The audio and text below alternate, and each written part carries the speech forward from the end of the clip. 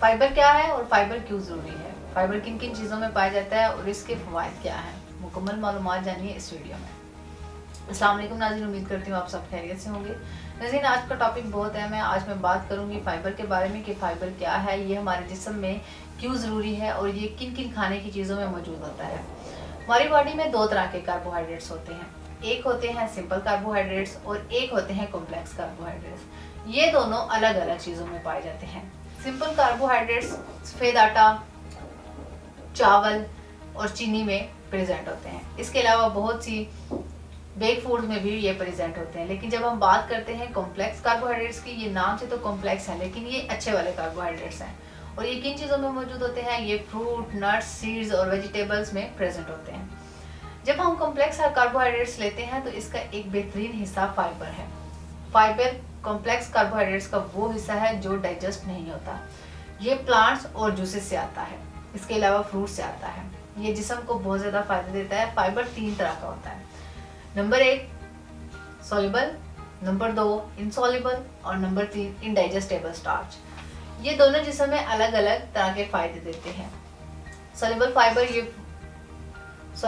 ये फ्रूट हो सकते हैं, वेजिटेबल या नट्स हो सकते हैं। इनका सबसे अच्छा सोर्स जौ का दलिया है। सोल्यूबल फाइबर पानी में अब्जॉर्ब हो जाता है।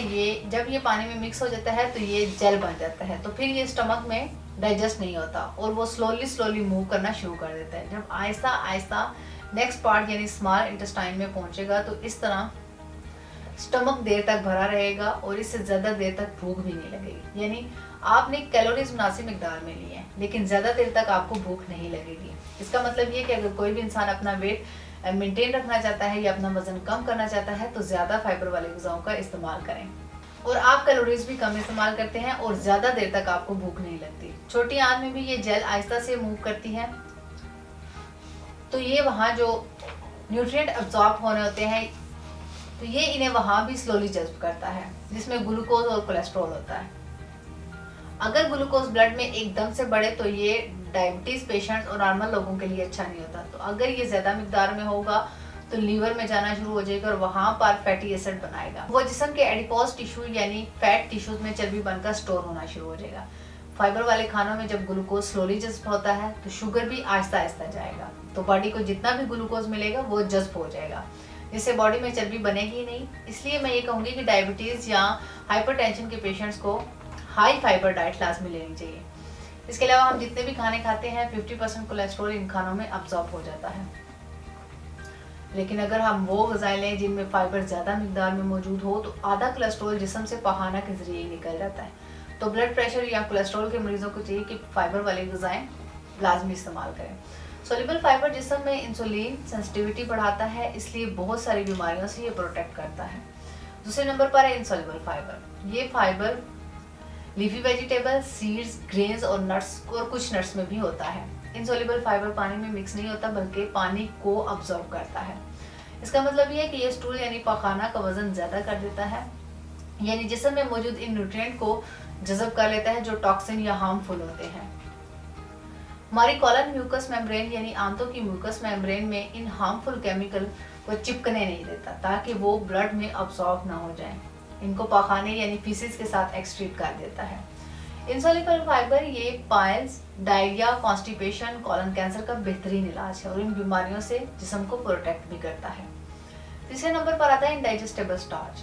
ये दालों और प्लांट फूड्स में मौजूद होता है। ये भी वही काम करता है जो इनसॉल्युबल फाइबर करता है। अब मैं कुछ ग़िज़ाओं के नाम और इनमें मौजूद फाइबर की मिकदार का भी बताऊंगी। स्ट्रॉबेरी 2 ग्राम, पियर्स 3.1 ग्राम, ब्रोकली 2.6 ग्राम, एवोकाडो 6.7 ग्राम, लेकिन एक कप में 10 ग्राम फाइबर होता है। 2.4 एप्पल 2.4 ग्राम, लेकिन एक दरमियाने यानी मीडियम साइज के सेब में 4.4 ग्राम फाइबर होता है। बनाना 2.6 ग्राम, लेकिन 3.1 ग्राम दरमियाने साइज के बनाना में होता है। कैरेट 2.8 ग्राम यानी कच्ची गाजर के एक कप में 3.6 ग्राम फाइबर मौजूद होता है। इसके अलावा हाई फाइबर वेजिटेबल में कैली 3.6 ग्राम, पालक 2.2 gram and tomato 1.2 gram, kidney bean 6.8 ग्राम होता है। लेकिन पके हुए सुरखलोबिया के एक कप में 12.2 ग्राम फाइबर होता है। इसके अलावा और भी बहुत सी चीज़ों के अंदर हाई फाइबर क्वांटिटी मौजूद होती है, इसलिए अपनी ग़िज़ा में लाजमी नशे का इस्तेमाल करें। उम्मीद करती हूँ आज के प्रोग्राम से आपको बहुत सी मुफीद मालूमात हासिल हुई होंगी। मज़ीद मालूमात और हेल्थ गाइडलाइन के लिए हमारा यूट्यूब चैनल तासीर दवाखाना विज़िट करें और स्क्रीन पर दिए गए नंबर्स पर रब्ता करें। अगले प्रोग्राम में एक नए मौजू के साथ दोबारा आपके सामने हाजिर होंगी। तब तक के लिए अपना ख्याल रखिए। मुझे इजाज़त दीजिए। अल्लाह हाफ़िज़।